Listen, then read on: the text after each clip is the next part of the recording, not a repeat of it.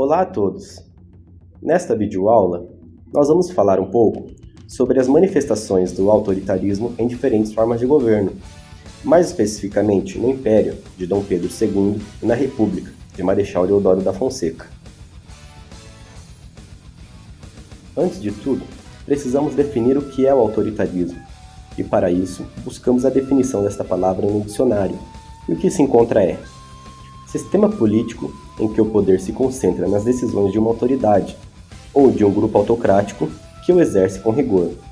Ou seja, em um governo autoritário, as decisões são tomadas de maneira vertical, de um líder para os seus governados, sem a necessidade da aprovação da população.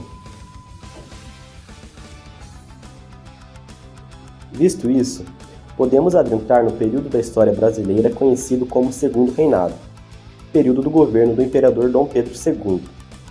Pedro II assume o trono com 15 anos de idade, no ano de 1841, após a renúncia de seu pai, Dom Pedro I, e do período regencial. O autoritarismo em seu governo se manifesta de diversas maneiras e em diversos momentos, pois Dom Pedro II gozava dos benefícios políticos do poder moderador, garantido pela Constituição de 1824. O poder moderador, se aliado ao poder executivo, dava ao imperador um poder quase absoluto, pois os únicos que poderiam vetar suas decisões eram os ministros do executivo. E podemos observar uma demonstração clara do autoritarismo no Segundo Reinado, quando Dom Pedro II manda prender 2 bispos que, ao cumprirem ordens da igreja, fecharam as portas de capelas que na época eram dirigidas por pessoas relacionadas à maçonaria. Porém, eles fazem isso sem a prévia autorização do imperador. Dom Pedro considera isso uma ofensa, como explica Amaral. Abre aspas. Em Olinda, o bispo Dom Vital interditou as capelas pertencentes a congregações dirigidas por maçons, sendo seguidos pelo bispo de Belém, Dom Antônio de Macedo Costa. O imperador sentiu-se lesado em sua autoridade. Como era possível que esses bispos aplicassem no território do império documentos que ele, chefe do Estado, não placitara? E sob a pressão da vontade imperial, os bispos foram julgados e condenados a 4 anos de prisão com trabalho. Fecha aspas. Após a proclamação da República, esperava-se uma grande mudança através dos ideais liberais, mas não foi bem assim. Marechal Deodoro da Fonseca sobe ao poder como o primeiro presidente do Brasil e representante dos militares. Manuel Deodoro da Fonseca nasceu em Alagoas, em 5 de agosto de 1827. Apesar dele não se declarar republicano, ele foi um dos principais líderes militares do golpe. Após a proclamação, instaurou-se uma ditadura provisória, chamada de Estados Unidos do Brasil. A criação dos ministérios e a nomeação dos diretores foi feita pelo próprio Marechal, sendo necessário conciliar as diversas frentes do movimento republicano.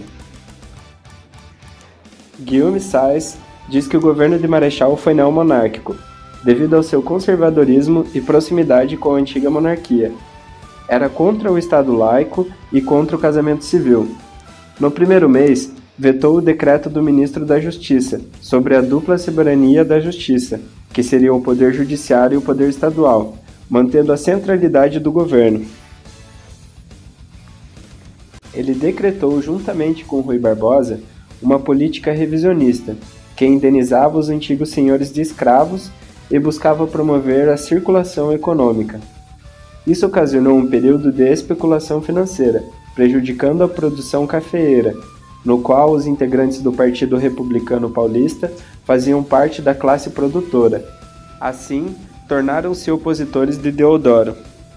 Em novembro de 1890, militares atacam o jornal A Tribuna, que criticava o Marechal. Neste episódio, houve a morte de um dos revisores do jornal. No ano seguinte, os integrantes dos ministérios se demitiram em massa, como demonstração de sua insatisfação. Após o ocorrido, inicia-se um período de ações autoritárias.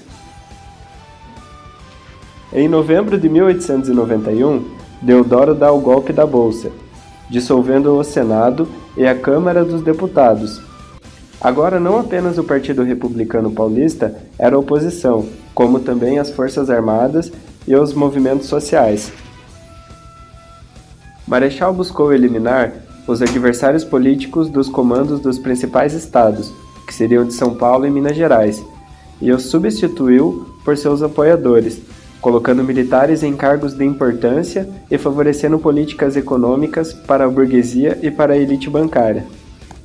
Em 23 de novembro do mesmo ano, uma frente armada força a renúncia do Marechal, dando lugar a Marechal Floriano Peixoto, que também sobe ao posto com um discurso progressista, mas posteriormente mostra igualmente autoritário e ditatorial. Com isso, concluímos que, embora a expressa mudança entre os sistemas apresentados, os traços do autoritarismo se perpetuaram ou até mesmo se intensificaram. A centralidade do poder existente na monarquia continuou na República, contrariando suas bases liberais e se fixando pela censura e militarização. Ou seja, independentemente da forma do governo, os traços do autoritarismo podem se manifestar, mesmo que de maneira sutil, e é necessário que estejamos sempre atentos para perceber estes sinais.